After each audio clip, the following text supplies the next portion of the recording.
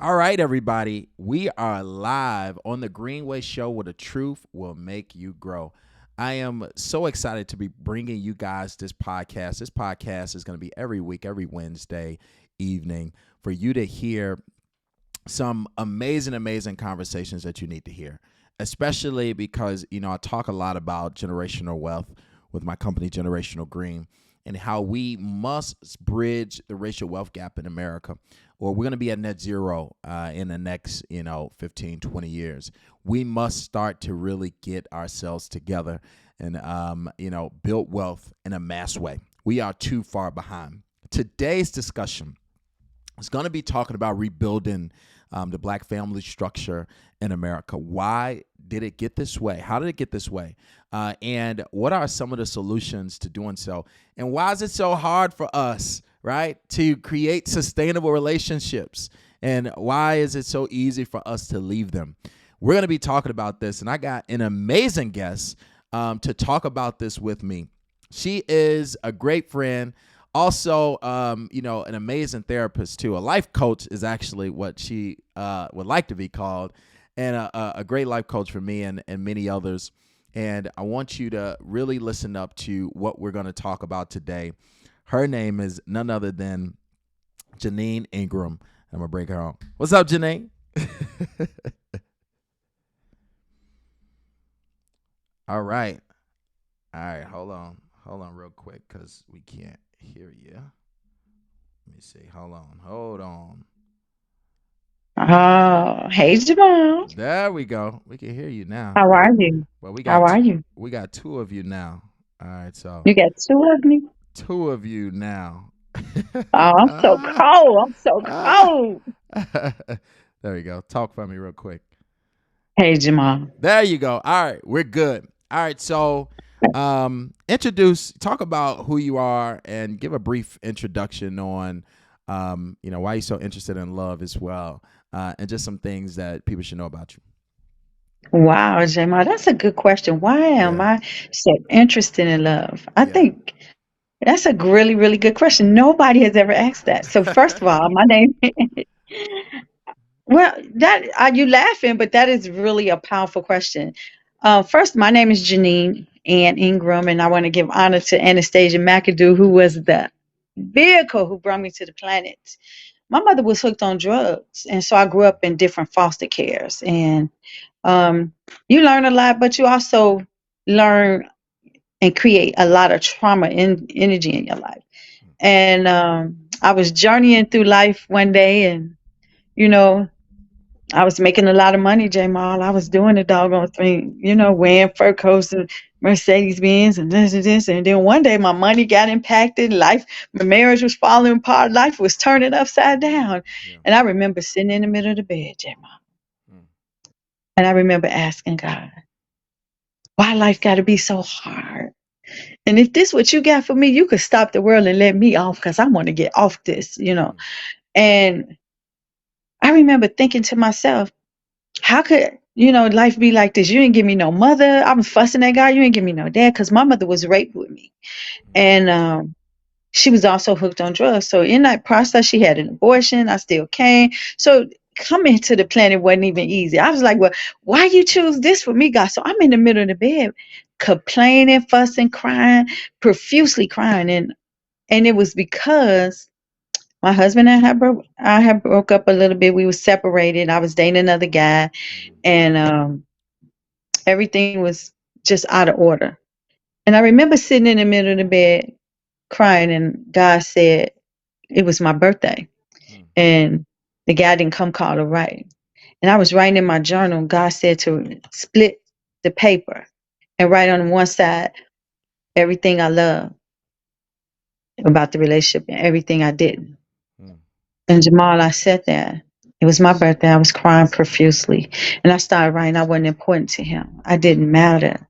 He abandoned me and all the stuff I wrote. And then all of a sudden, I started thinking and I could hear spirit in my mind say, when is the earliest you could remember that? Mm. And so I went and it was like a portal opened up in my mind and I could see myself in my foster care 7 years old on my birthday, This was my birthday as an adult, but I could see my 7-year-old self sitting there waiting on my mother to come on my birthday. Mm. Jamal, I knew she was gonna come. Yeah. 1 o'clock, 2 o'clock, three. She coming because it's my birthday, Jamal. Mm. 5, 6 o'clock, 7 o'clock, Jamal. 8 o'clock, 9 o'clock, and 10 o'clock. She sent me to bed. What was so strange about the day? She wasn't the nicest person, but she never took me out the window. She never said anything. She just let me sit in that window all day because I knew my mother was gonna come because it was my birthday. Mm. 10 o'clock, I went to bed crying, and guess what I said? Everything I had wrote on that paper. Mm. I wasn't important. She didn't. She abandoned me. I Wow. wasn't a priority. She didn't love me. Everything that I said on that paper is everything that I said that night when I was 7 years old, crying. In the middle of the bed, I could hear my grandmother words. She used to always tell us, the story we tell ourselves is the story we live. Mm. The story we tell ourselves is the story we live. So now I'm connecting the dots because what Spirit is saying, I have attracted this into my experience because of my trauma as a child with feelings of abandonment and all those Yeah. things. Yeah. But I really didn't understand. I didn't even understand what that meant. And you know what, God? I said, well, what does this all mean? And what do I do? Mm. And God said, you have to learn how to love you. Love me? I don't even know what love is. Mm. So ain't nobody ever loved me. That's what I said. And so I got in the shower and I remember letting the water pour on my heart. And I remember saying, God, if you could just teach me how to love me, Mm. if you could teach me how to feel those butterflies that I used to feel for for men that I dated, for myself, I promise you, I'll go tell the world about how to love themselves. And so I just let the water rain on my heart, just fall on my heart. And I remember saying, okay, I'm gonna do things that I used to do for men when I loved them, like run bath waters. And I used to make these amazing baths with red flowers in them and salts and all kind of beautiful. And then candles and jazz, gifts and love letters. So I started writing myself love letters, Mm. started taking love baths, telling myself how much I love me. And Wow. I even left myself a love voicemail one day. And I was upset. And I was profusely one day mad. And I was in the car with my girlfriend. And I'm like, and so I'm telling her all about the story. And then I said, well, let me listen to my voicemail. I got to get this stuff done. And Yeah. all of a sudden, I hear this lady saying, oh, Janine, I love you. You are Wow. so important to the fabric. And I remember thinking, well, who is this loving me? And then I said, this is me. Yeah. And that's how I began the journey of learning to love me and really being intrigued with the idea of becoming my own best friend and I loving the love that. gift that I am to the planet, Yeah. loving it, understanding who I am. So that's how love became the reason for the season that I'm in. And that you start teaching others. And your story is so amazing because I know a lot of folks out there can relate to it. And me growing up, love was this thing. With boys, especially my mom being a single mother. My mom, I was the only boy, right, and the youngest, living in a Mhm. house with all women. And so my mom was like, "Well, I gotta be hard on him because it ain't no man in the house, so I got to be the man for him." And my mom was always hard. She was not affectionate. If I did something, it would be real discipline. But she taught me everything about how to survive and how to excel. But the one thing that she did was, and I think a lot of cultures do this when they raise black boys, especially single mothers, is they real hard on them. So you better not cry. Men don't cry, or Mhm. they'll Mhm. they'll they'll say that you acting like a little girl, things of that Yeah. sort, to make us like harden up. And now we can't express ourselves, because if we express ourselves, then people are gonna look down on us, or not think that we're masculine enough. And so we Mhm. grow up feeling real manly, and we end up misusing our masculinity because we weren't taught love, and because we were taught how to survive instead of taught how to love. And so I had to get older to be aware of my childhood and those things of or those feelings of abandonment, because abandonment may not always be physical, right? Abandonment Hmm. can be the abandonment of love that you really need as a child. And so now you grow up as an adult and you're looking for that love for your inner child, which now translate into your relationship. So we're going to talk about that. First, I want to talk about, why do you think there's been a breakdown? Because what folks don't understand is that when we talk about the racial wealth gap, one of the biggest reasons why the wealth gap is this large is because many folks are not marrying as they should and really building wealth together. So you have more folks in our community that are trying to be independent and do it. And it's harder that way because more people living in survival mode. Why do you, what has happened over the years in your view? I got my view of what has happened, of why the black family, has been all of these years been broken down. Wow. Another good question is it's multi-layered. Yeah, One, I want to say that the trauma from slavery yeah, passed down. yeah. And I Big don't time. know if you remember this, but you might remember this if you've seen an old movie called Claudine. There was a time when if a black woman was on welfare, I guess that's That food stamps, was one and of my she reasons. couldn't have she couldn't have a black man in the house. Yeah, Well, she couldn't have a man in the house, and so you couldn't be on a government subsidy and have a man in the house. So they would have, that means right there, if you can't gotta have make a a man in choice. the house, that was the first beginning of the breakdown of the black family Yep, structure. You know yep. what the second one was? What is it? Drugs. Drugs, When drugs mass infiltrated our incarceration. community, Yep, that mass incarceration was after drugs, though. after drugs. Or Yep. you think it was? So it was the drug system that came into our communities. And let me tell you, it was infiltrated into our communities for a purpose because they wanted to take over the land. People don't really talk about this. We used to own all kinds of property in Inglewood, Hyde Park area, all that stuff, and they wanted to take over the land. University of Chicago wanted to take over the land. It's in a book, and I'm gonna tell you the name of it. I can't think of it right now. And he tells the story how they got people hooked on drugs so they could take their property. Hmm. Think about that. Did you know that? Yeah, I've heard of the stories. Yep, Yeah, and then the mass incarceration yep. of our black men. So Yep. guess what? That means we don't have a black man in our house to teach not only our black boys how to be men, but how a woman should be treated by her husband or her dad. Yeah, that's big. That's big. So those are the things that begin the destruction of the black family in our communities. Yeah, and then I would say in this generation, social media has just helped to amplify all those wounds. We're gonna talk about that, Well, here short. until But go we ahead. do the work, until we do the work, it's just going to perpetuate into a bigger, bigger, bigger, bigger. Until somebody say, you know what, I'm gonna stop right here, and I'm gonna do whatever it takes to make sure I can heal the traumas, so that my children don't have to experience the trauma I experienced. But the healing, we need to talk about that. What does that healing look like? This is healing that is damn near passed through DNA at this point.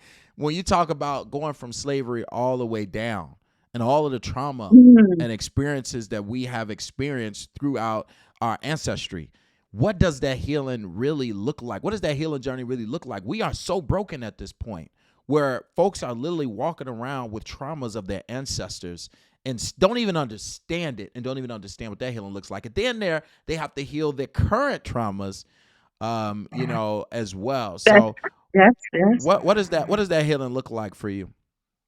that's a multi-layered question, whether you want to believe it or not. Yeah. Because there's a book called Clear Mind, Clear Body. It's Mhm. by L. Ron Hubbard. And he talks about how information trauma is stored in the cells in the body, and how it's passed down from their mother to the mother to to every child that a woman carries. Yeah. And it's interesting. So he also talks about a purification program. And in this purification program, how you cleanse the cell memory of the body. Yeah. He goes through a cleansing process, and it's several things you do through niacin, sweat, meditation, things like that. And he talks about it in a book called Clear Mind, Clear Body. Mm, Um, what also changes the consciousness and heal the cell memory of the body is deep breath work. yeah. Going in and doing deep breath work changes the consciousness, changes the molecular structure, and it also heals the body. There's scientific proof of so many people who healed not just generation but physical ailments just by doing breath work, Yeah. meditation, journaling, prayer. It's many It's a lot. different things. Yes. So we're But gonna. you got to be aware of it and Yes, be there you go. intentional about it. That's number one. That number one is being aware. And I think, we're gonna talk about. I want to play this clip, and then we're gonna talk about that. I can see Um, it in your face. we're gonna talk about that. But the first thing is being aware, right? I think a lot of people, once again, just like they do with men, right, is bottle up your emotions and get out there and be a man and protect and provide. We're not taught to really unpack and what that healing journey looks like for us. And so, it's important for us to be aware of, do you understand? That's why they always say in relationships is when you get in relationships, that person is going to trigger you. And it's really a mirror to your Mhm. past, right? Or to your wounds that you need to fix. And instead of what happens in relationships is we step up and when we're triggered, we point the finger when really we really need to be pointing at ourselves because it's a reason that we feel that way. And so we're going to talk about that. The Oh, self-work. I love that. So before you move, because I say it all the time. Love is an inside job, It is an and inside really, job. so I just want to reiterate that we really only meet ourselves, and we Yeah. always do want to point the finger. Yeah. Men and women, not just women, not just men, but Yeah. men and women want to point the finger, Yeah. and so the answer is us. As If I keep us. if I keep meeting the same man over and over again, dressed up in different clothes, at some point the denomination got to say, Janine, you're not the variable. Yeah. You're It's not the us. variable here. Yeah. It's us. We're gonna You're we're the gonna constant. First, let me tell everybody because we're gonna have some fun here, and we got some great things we want to talk about. Everybody that's watching, please share this video and let folks know that this discussion is happening. So please share this video, and please feel free to comment. I see a lot of comments coming in, but share the video and comment, and we're gonna get to the comments. So I want to get to this clip first because we're gonna have some fun. Me and Janine, we agree on a lot of things, right? Crazily we do. A lot of things we do disagree on. And I love to debate her sometimes. So we might have some debates today, but we're going to see. We're going to see if you We're agree with gonna me see. on We're gonna see. it. So I All want to right. play this clip about, one of the red flags in a relationship being what we just talked about. What would you say are the three big flags that a man or a woman should look out for when they're entering a new dating relationship? Unfortunately, I really hate to say this because we can't really control this, but your childhood. Unfortunately, your childhood creates an embedded kind of conflict between you and love. When we have a chaotic childhood, what we do is we create a core belief about ourselves that we're not worthy of love, we don't deserve love, or love is painful. And because that's a core belief, we go through life looking for somebody to validate that core belief. Now, if I meet somebody loving even, I will still try and create that core belief and make love chaotic.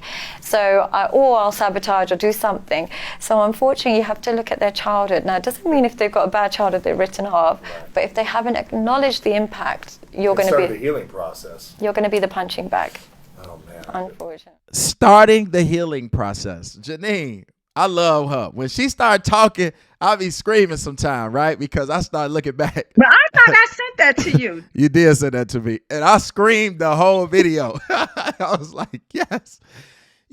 I think what happens, Janine, and I want you to really tell me why this happens, right?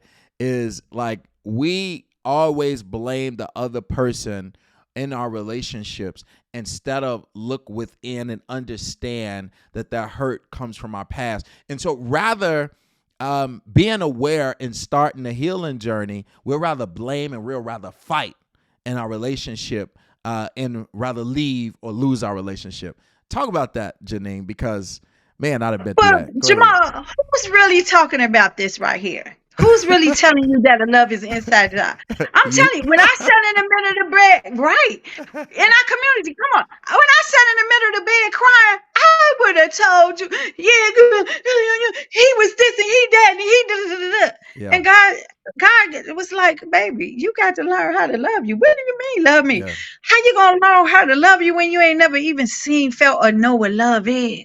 Yeah. Man. I had to teach myself what love looked like. This Amen. don't feel like love. Oh, okay. Well, what am I supposed to do when it don't feel like love? I Yeah. didn't have anybody tell me that. So I had to really search inside and say, okay, what does love look like? How Mm. can I really love me? How can I love the essence of who Janine? And I'm not talking about getting my hair done and my nails done. That's physical, taking care of myself. That's a part of it. But it's talking about loving the soul essence of yourself. You Yeah. know, talking to yourself in a nice way when you make a mistake. You don't Mm. call yourself out your name because you made a mistake. Yeah. You how would you just really how would you love your children and read and take that information and do it to yourself? And I had to really sit and think about how to love me, Yeah. how to honor me. I had to really learn what it felt like to say yes to something that I really wanted and Yeah. no to the things that I didn't. And you know what else? Setting boundaries. I Mm. didn't know how to set the boundaries Mm. because I didn't want you to leave me, Jamal. So forget it. I'm gonna let you step over those boundaries. Yeah. No, no, But no. but what does we need to define, because I think she talked about that in that video. Self-sabotaging and boundaries. What do boundaries look like, and how do we create boundaries that teach us how to love each other instead of boundaries that is self-sabotage? Obviously, because some people think running away or blocking somebody or not talking to you because I'm mad at you is a boundary when it's not, right? So how do we create healthy boundaries? By having healthy communication. Yeah. So first, instead of me dealing with first, what I would do is first deal with my emotional body. Okay. Because if I come to you with all this emotion stuff, you're not gonna be able to separate what's the fact versus what's me just being emotional about. Right. Because I'm coming to you blaming everything when I'm emotional. But when I stop and rationalize with myself and that, okay, what does this emotion mean? Because I think emotions are important. I think I call them the GPS system to our Mm-hmm. health, Yeah. to navigate to the point of a healthy conversation. And when I have an emotion that's okay, for instance, I'm angry or I'm feeling this makes me feel like I'm being abandoned when you don't return my call. Yeah. Or when I text you and it takes you 6 days to return it, I feel triggered of abandonment. Right. So instead of saying yeah, yeah, yeah, so I sit down with you, I done worked in and say, oh, so when he does this, this is what it makes me feel like. Yeah. Oh, and so then I work with myself and then say, okay, Jamal, I would like when I know that you can't always text me at the moment because you might be working, but I would love if at the end of the night or before the day end that you would respond to my text or that you Yes. would call me back. How You know, long? How long do it take? How long do it take for Jamal, y'all to get to that point? well, Jamal, it's an evolution process for the men and women. I'll be You know, 45 years old before y'all start thinking logical and talking like that. I ain't trying to oh, y'all. hear Now you getting personal. It's it. not personal. It's not It's not sexist. It's personal. not You're misogynistic. right. You're right. You're right. You're right. I'm just saying. I mean, let me tell you. So let's talk about Jay-Z. You know, Jay-Z Okay. he talked about this. He had it on Hmm. his Tidal Wave. He Okay. had a because he do his. I don't know. Do you have a subscription to Tidal Wave? I, I used to, but yeah, I know he Did, talked about did Jay you? Z and Beyonce. Yeah, Yeah, when he said that he was messing around on Beyonce, a lot of it had to do with his own unhealed.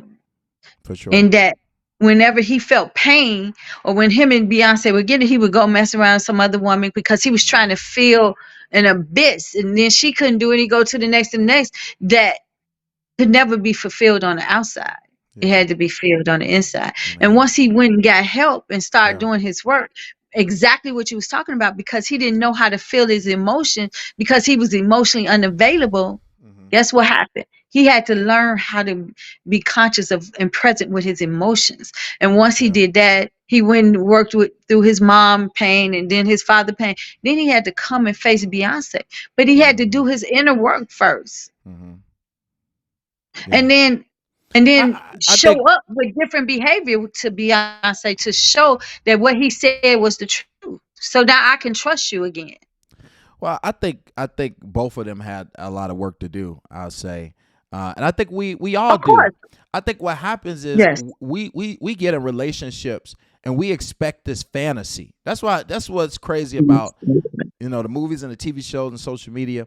We get in relationships and we expect for this perfect fantasy. Oh, he's gonna be like this or she's gonna be like that. He's Yes. gonna look like this. She's gonna look like that. When I'm mad, he's gonna hold me and you know what I'm saying? Like we create these fantasies over what we think we want, and then when we don't get it, now we mad and now we think, oh, we're gonna go find somebody that can. And really, what that's doing is that's using people to be the medicine for Knew your you was gonna say wounds. that. You already knew I was coming. That's my stuff. That's using people to be the medicine for your wounds because you don't want to heal yourself. Well, nobody can be your medicine. Right. Nobody can be your medicine. Healing is an inside job. Yeah. And only thing relations do, especially intimate relationships, is a mirror to the root cause of what's going on that needs to Yeah. be healed inside. Yeah. So, well, let me be clear too. When you meet somebody that show you your good side too, the mirror just not for the part of you that Oh, needs to for be healed sure. also. For sure. But because I want to be clear that people think the mirror always, because we always talk about the unhealed part, but people show you where you're doing a good job too. Yeah. So For I sure. would like to call it feedback. The mirror is the feedback to show you where you are on the map of life. But the problem is that when you are with somebody who is used to being hurt or has been in pain, that when pain happens in relationships, that outweighs the good side, right? That they don't value as much because they know what it feels to be in pain. So when that pain happens, it hurts more instead of understanding how great, right, the other side is and valuing that as well and figuring out how you could create healthy boundaries to make the relationship better. And so you will lean into that hurt again because it's a mirror to yourself. It's really saying that you got a lot more work to do. And instead of being aware of that, you'll rather fight with your partner and sabotage yourself in a relationship.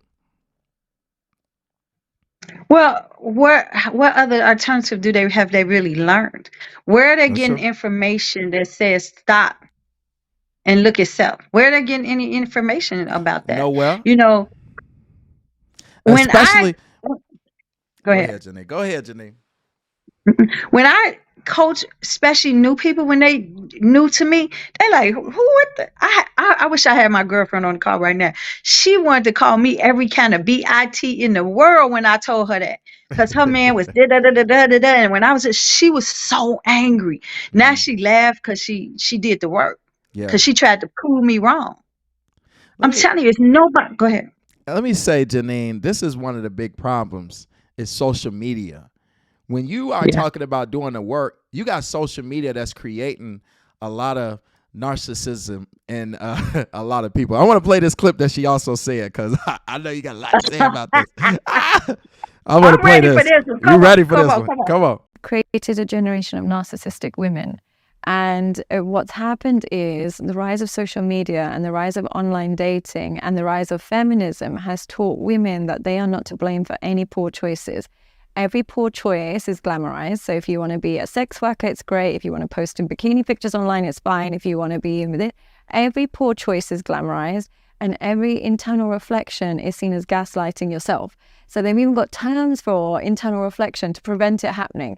And so what will happen is they are trained to not reflect on themselves because we've been told we've been oppressed for so many years.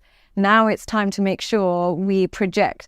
And so we don't take any accountability. And as a result, when we get into relationships, if we don't feel completely soothed all the time, he must be a narcissist. He must be a manipulator. He must be gaslighting. He, rather than I. And unfortunately, we've got an online market that caters to that wounded woman, that caters to that entitled woman, and caters to that narcissistic woman. And it's so wild to me that so many women talk about narcissism, but the society today is just catering to narcissistic women. If I post a picture online, a bikini picture online, there's nothing my husband can do that could compete with that level of accolade. Attention. Impossible. The compliments, the attention, the messaging, the you're so sexy and beautiful, and all these different things from thousands or potentially millions of men around the world who have money and all these things. Yeah, and there's nothing. So talk about that real quick about Go ahead. I'm not going to disagree. I just don't think it's just women, though. Okay. I think we have narcissistic men and women, and I think we've created a society. And because I actually looked up the word narcissistic just so that we can unpack it. Okay. And it said an erotic interest of self. I thought, wow, I never really thought of it like that. But when you think about Facebook and Instagram, you see all these women and men all on Facebook all the time. Yeah. People, they be sitting in the club and people just be like, right? Like, well, okay. So I do think that we have created a generation of erotic interests of the self, I guess, is what the narcissistic word mean. But I do think we have. Now, do I think it's just women? I don't. That's the only thing I disagree with you on. Okay, I didn't say anything. I didn't say it wasn't men. I'm just playing the clip. I'm just playing the clip. And what I'm saying is, this is what I will say. And I told you this earlier. While we have created a generation of narcissistic women with social media and likes, we have created a generation of weak men in this, with the rise of all of these different movements all throughout these years. We don't have powerful men that are taking their households, their communities, providing, protecting, and doing what they're supposed to be doing. We have more men that are willing to sit on the sidelines and allow women to do the grunt of the work. So I say we have created more weak men than we've created narcissism in this generation of technology, and more narcissistic women in this generation of technology. That's my opinion. And that's okay. I can see you have that opinion.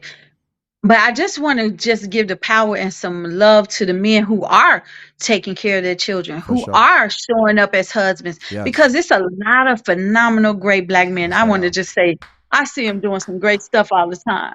My girlfriend, my husband, I think you do a phenomenal job with your children and what you're doing and the work that you're doing on the planet. So there are good men. So I just want to make sure we say that, because so many times the good men, we don't never honor them. We always talking about the men that cheat. We always talk about the narcissist man. We always talk about the man who's not this, but we never give men the props they deserve. We don't even get no sales on Father's Day, but that's another story. We ain't getting no sales on Sweetest Day this Saturday either. Tomorrow. I'm just saying. No, Saturday is Saturday. Tomorrow's Friday. Now, have you done Saturday. The things you deserve to get your gift on Sweetest Day? Oh, snap. That's narcissistic.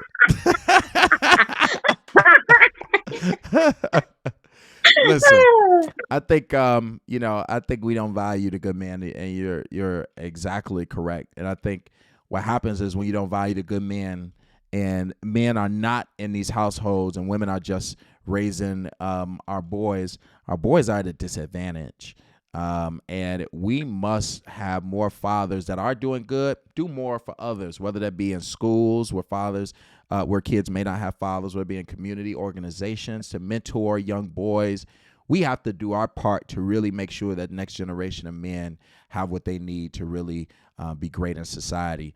And we need to do more of that. So thank you for clapping for those, for us good men out here. Now, I want to get to cooperation, right?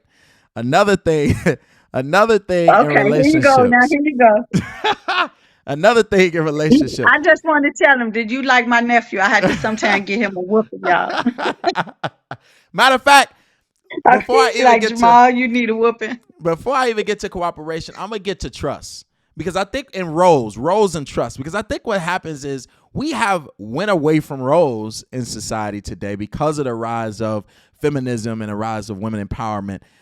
There we are without roles, so people don't believe in gender roles, or I don't believe that I should, or even gender fluidity. Gender, right? None of that.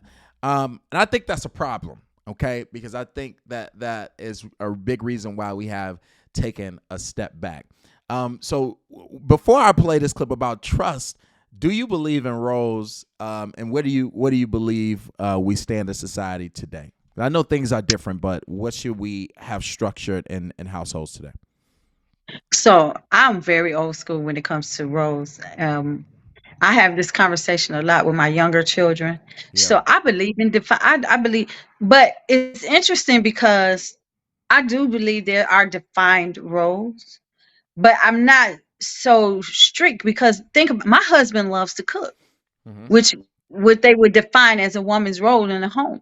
Right. So because he loves to cook, he does most of the cooking. But at the same time, I'm going to say a word that's a curse word for most women: submission. I think that was. Hold on, is everybody okay? Okay, all right, go ahead. You know, I think we don't understand what that means. I think it's important that we define roles. I think it's important that we understand, and trust comes into submission, because in order to submit to the energy of what you define as your husband, your man, whatever role he plays, in order to do that, you have to have a sense of trust that. And it's interesting. I just had a conversation with my husband. We were talking about it. I said, well, I know that every decision my husband make, whether he tells me about it, whether he don't, if he decides, I know that I'm included in it.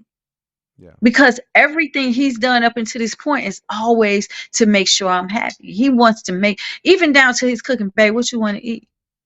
How you want it to be cooked, babe? And bringing it to me to say, go ahead. How easy, Janine, is it to trust someone when you have so many of those wounds that are still being triggered, and so much awareness and healing that needs to happen? How easy is that for women to trust a stranger man that they're trying to build a relationship with? You could be with a man 10 years and know him 20 years and still not be able to trust him if you wounded. And I'm going to give you an example. Yeah. Your girl. Mm-hmm. I had been with my husband maybe about 15 years, 20. I don't know. We were deep into the relationship. And one day I was doing an event, and I was super excited. We had just honored the divine sacred woman. Mm-hmm. And I heard Spirit say, we're going to honor the divine sacred masculine man. Mm-hmm. Oh, I was super excited. This is what we're going to do next year. I was putting everything together. And maybe 4 weeks before the event to honor men, I broke my tooth, this tooth right here. I was eating some pistachios. I went and got it fixed. 2 weeks later, it broke again. Got it fixed the third time. I'm like, what in the world? And now I don't have time to get it fixed before the event. And I'm super upset because I look like a crackhead and I don't do drugs. So I was super upset. And I started looking for messages. What does this mean? So I read this book by Louise Hay, and it said decision making is dealing with teeth. I'm like, oh, I make good decisions. That's not it. Mm-hmm. And I kept looking, and I found this. It's called Kemetic chart. Kemetic is another word for Egyptian. It's an Egyptian chart of the teeth. And these two teeth represent your father. And these two teeth represent how you navigate with men. And your top teeth in this chart, it represents your masculine energy, and this represents the feminine energy, your bottom teeth. And so I started digging more. Now, interesting enough, I don't know if you know this, I used to be Herb Kent's Sunday producer. Mm-hmm. So I'm down town with Herb Kent, and he takes me upstairs, and he's rubbing my hair, and he says, this is my daughter. He introduced me as an engineer, and I'm like, daughter? But he always used to say I look like his mother. So I'm like, he said, I'm like, mother, and in the whole years of the time I've been on the planet, I ain't never heard no man say I was their daughter. And something shifted inside my body. I'm like, what's going on? I almost wanted to cry, but I ain't had time to cry because I'm getting everything ready for her producing his show. So I come home and I sit and I meditate, and I heard Spirit say, you got to heal your inner masculine. I'm like, inner masculine? Woo! So I'm like, what was that mean? So I start journaling, and I said, well, how would I? So when I started doing my healing work with my mom, it was easy because I knew everything I was upset with my mom about. I knew all, I could write. I didn't like when to do, but because I had never had a father role, what was I going to say? Yeah. I don't know what to say. I was numb. I didn't even realize I was numb. So I heard Spirit say, name your masculine energy. So I was thinking, maybe I named James. Nah. Joshua, no. And then I heard Mustafa, and then chills went down my spine. So I looked up the word Mustafa, and I was like, okay. So I sat there and I started writing in my journal. And that first thing I asked is, what is the first thing I need to heal in my inner masculine? Now, my grandmother used to tell us that every man we meet is just a reflection of our inner masculine. Woo! So if I'm not liking what I see, then I need to heal what I need to heal from my inner masculine, right? So I'm asking Mustafa, where is the first thing? And guess what it said? The first thing I needed to heal. What did it say? Trust. Trust. Woo! And guess what? It was so right. So when I told my husband, he said, oh yeah, you never trusted me. He said, so let me tell you a story. We used to have a house out in the manor. That was one of our first houses. And we lived on the third level. We had the first level you come in, it was just the living room, the kitchen. And then the next level was 2 bedrooms and a bathroom. And then our level upstairs, the third level was our master bed and all that stuff. When he would come in from being out with his friends, he would stop in the girls' bedroom. And I would come to the edge of the door to peep and see what he was doing every single time. Every single time. Whenever he would chastise the girl, I would come up and come behind him to hear what he's saying to the girls. He finally said, when I told him trust, he said, oh yeah, you never trusted me. You don't trust me. I was like, what do you mean? He said, because of your molestation as a kid, you was waiting to see if I was going to molest our kids. Because you never been chastised by a man, you didn't understand how a man could chastise a daughter. So you wanted to jump in and think that you could say something to me about chastising my children, but I wasn't going to let you. But your energy wasn't going to change nothing. But I knew it was because you didn't trust. That's why I never said anything to you, because How many I years? knew. Huh? How many years y'all was together at this point? About 15, 16 years. He never said nothing to me. He knew I didn't trust him. But I didn't know that I didn't trust him. I thought I trusted him. Yeah. But when Spirit said I need to trust I was like, wow. I could see what he was saying. I didn't realize that I was doing that because of when the men came in our bedroom, they were trying to molest us.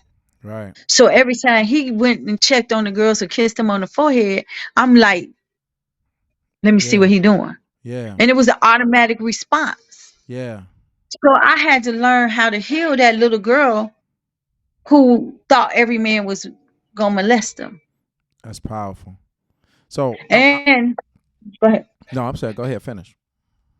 And my girls, I would never let them go over nobody's house, especially if men was in their house. You can't go over there and spend the night. Because I didn't want to expose them to the opportunity of molestation. So they never spent the night with their girlfriends. Their girlfriends can come to our house, but I wouldn't let them go to their house because of that. Powerful. Wow. That's so crazy. That really goes back to what we talked about starting off, right? Our traumas, our wounds, and our awareness. And a lot of times we can think we're aware of all of our wounds, and it may be years later that you still need more awareness and understanding of, where those wounds are so that you can heal them. And so healing is a journey. Let me say that. Healing is a journey.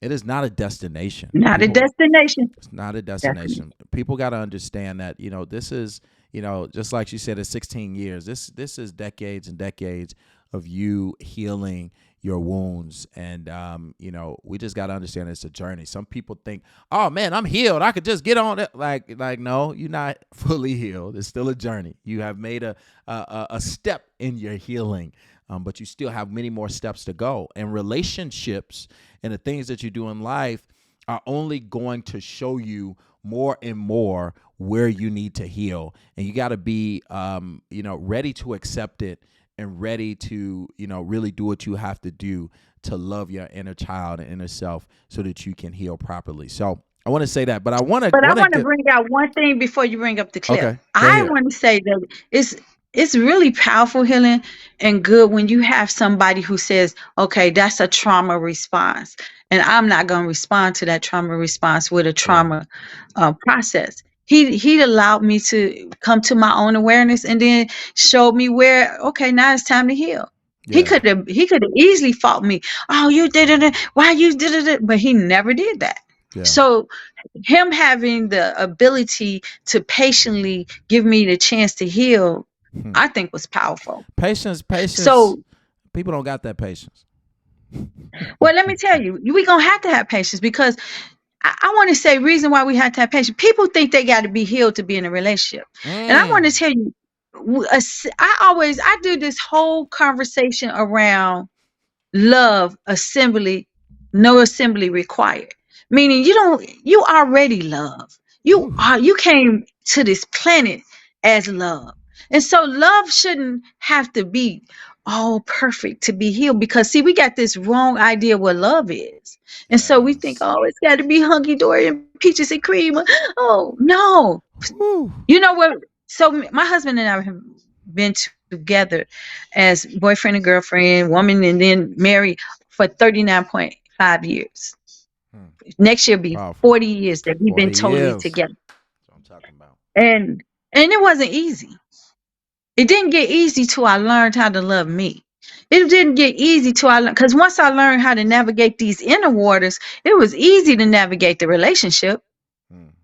But it was this that I had to heal. It was I grew up in a all women environment. My mother didn't have no husband in the household. My sister did. It wasn't no men in our environment. So I didn't. And my husband said, you don't understand what it means to have a man in your life because you never had one. So he was patient with me in a process of saying, this is what it looks like for a man. Yeah. Well, this is, and when I didn't agree with something, he didn't just shut me down. This is the one thing that I love about him. He never said, oh, your voice didn't count. It was important that I had my voice in the place. Well, I don't really like when you say things to me like this. Like my husband could be, with that mouth, he could do some stuff. I'll be like, babe, hold up. Listen to what you saying and how you saying it. I'll be like, that didn't feel like love when you just said that. Right. Go ahead. I think, Janine, that patience piece is something that we all have to learn in relationships, because what happens is neither one of us are, we may be at different places in our healing journey. And I think that's the hardest part is, right, you may have somebody that is a little further back than you, and you are still, like I always say, I'm still a work in progress, right?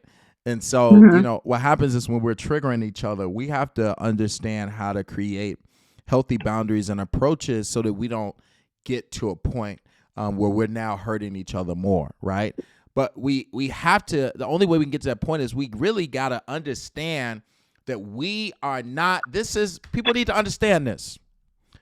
We are not to blame the other person for our pain. I think that's one of the biggest things that we do in relationships. We get in relationships and we get triggered by that other person, and now we pointing the finger saying, you did this to me. You're the reason why I'm acting this way. You're the reason. We never look at self because we are afraid to deal with our own wounds, that we always point the finger. And we must understand that is how we continue to self-sabotage ourselves in every relationship, because we're not healing ourselves, but blaming other people just to get out of healing ourselves. And I agree with that. But because healing is an inside job. It is. But also, people have to understand their behavior as well. For sure. Your behavior, you can't keep doing certain behavior and thinking it's going to be all right too. For sure. So it's important that we understand our behavior and don't just come talking about I'm sorry and not changing the behavior. Right. So sometimes behavior needs to be changed, and also at the same time there's some things I need to do. First of all, why am I even accepting this behavior is what I'm going to ask myself. Because if this don't look like love, if love ain't being served at the table, I'm ready to get up and figure out what we need to do to figure out either love going to be served or we got to do something different. So I remember, let me tell you this though. I want to say this. When me and my husband, when the kids was getting ready to leave, my husband said, I thought you was going to leave me. We sat and I said, you know what? I don't want to live as roommates. I do not want us to be roommates.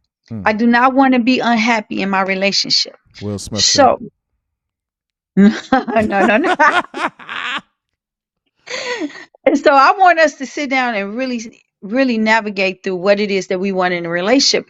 And are we still the people that do we still want each other to be the one that witness our life together? And when we wrote down everything, had a long conversation, we decided that we wanted to move forward together.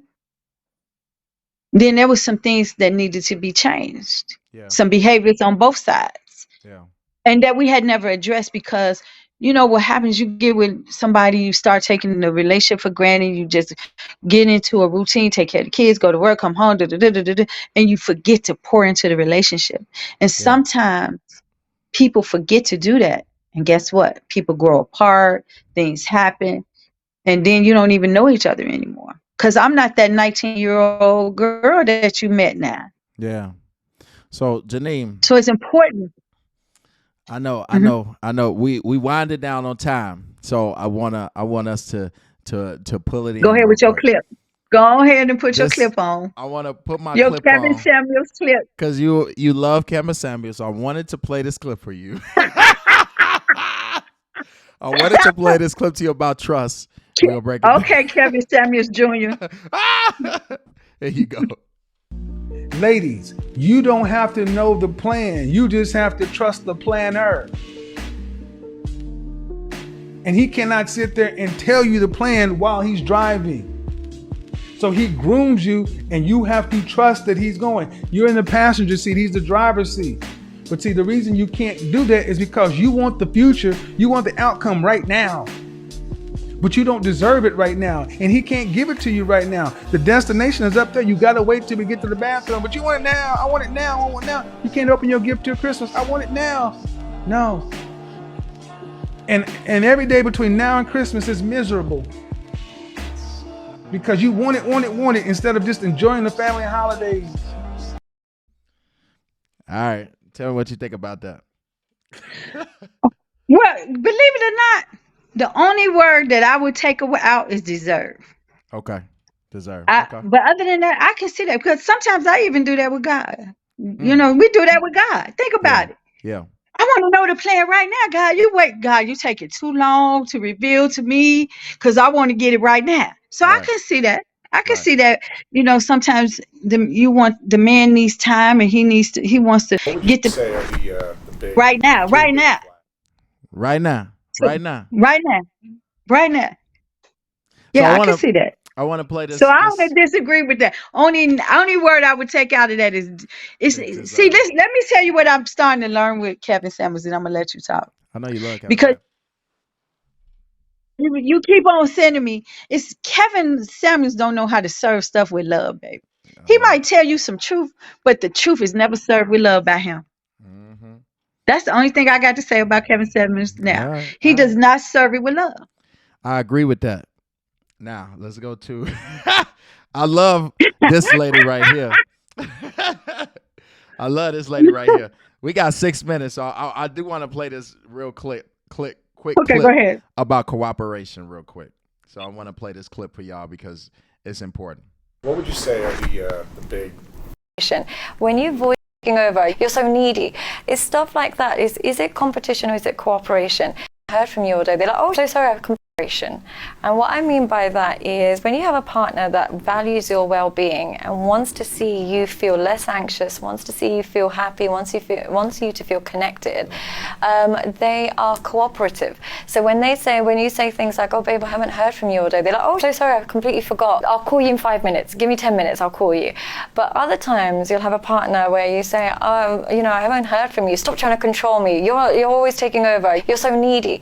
It's stuff like that. Is it competition or is it cooperation?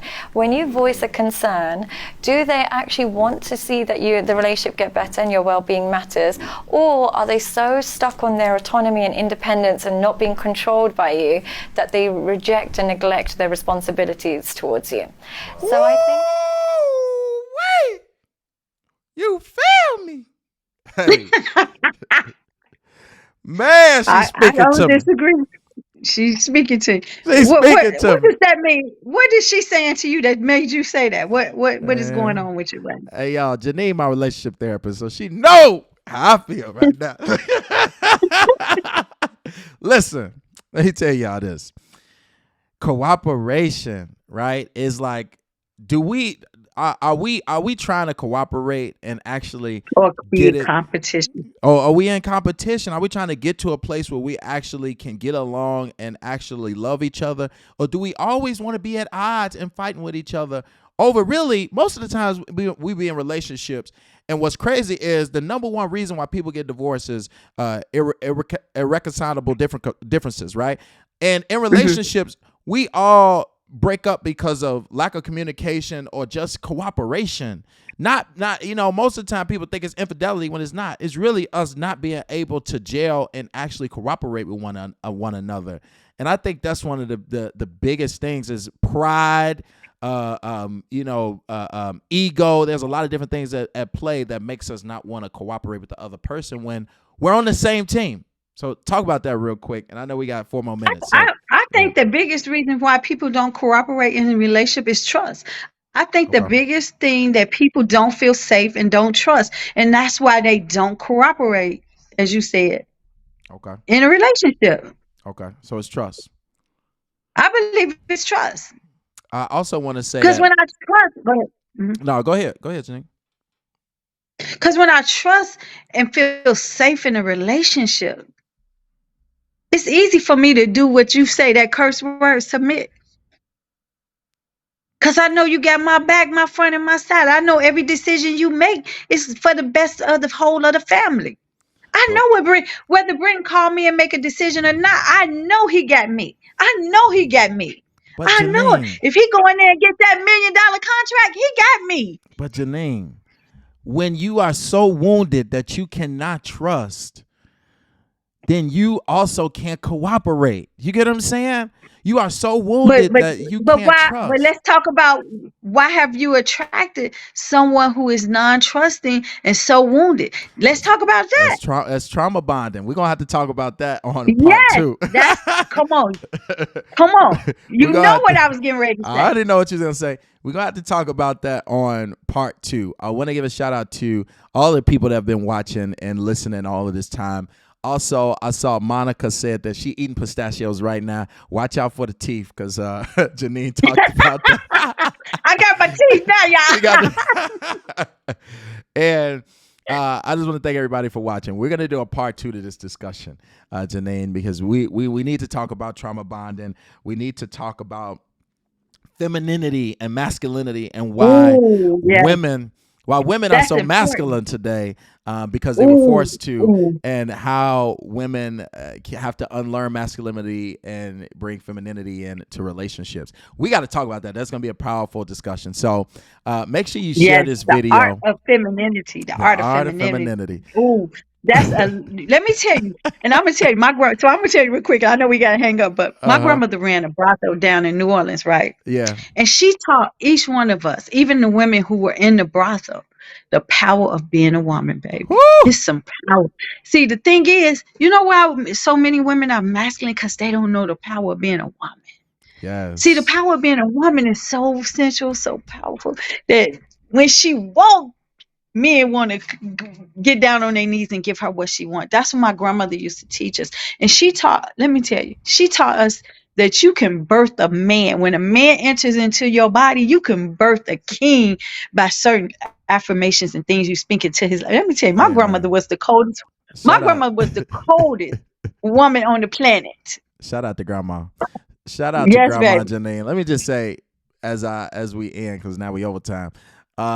Listen, that femininity, man. I really be talking to especially my young female mentees too about, and it ain't my place to do it. We need more women like you to really talk about femininity and being a woman. But like in relationships, men, we are controlled by femininity. You can literally, like you just said, they can create a king. You get a man to do anything. Like if I'm mad and she touched my thigh and be like, baby, calm down. What you think I'm gonna do? I'm gonna be like, okay, baby, I'm gonna calm down. That femininity is powerful.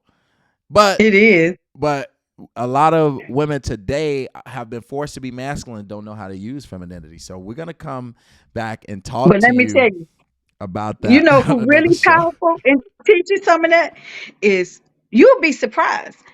Yeah. It's Farrakhan. I learned so much about how to handle conflict with my femininity. Yes. So we want to tell a quick story or is it over? We 30 seconds past our hour. Okay. We are going to come back. We're going to come back for a part 2 on this because this discussion was very powerful. First of all, thank you so much to Janine for being on here. Thank you so much. Forcing me to be here at 9:00 at night. Yes. No, thank you so much. We appreciate you. We're going to have a part 2 to this discussion. I want to thank the Generational Green team. You can go to generationalgreen.com to get educated on how you can build generational wealth. This discussion was about how do we build generational wealth together and start to rebuild the family structure. I want to talk about the Green team. I want to talk about thank my content person, producer Marlena in the background somewhere. She's right here in the background and she was falling asleep. But I'll get on her later. So much for us to talk about on this show each and every week. So tune in every Wednesday, guys, to the Greenway Show, where the truth will make you grow. Thank you so much, Janine, for being on our show. And I will talk to all of you guys soon.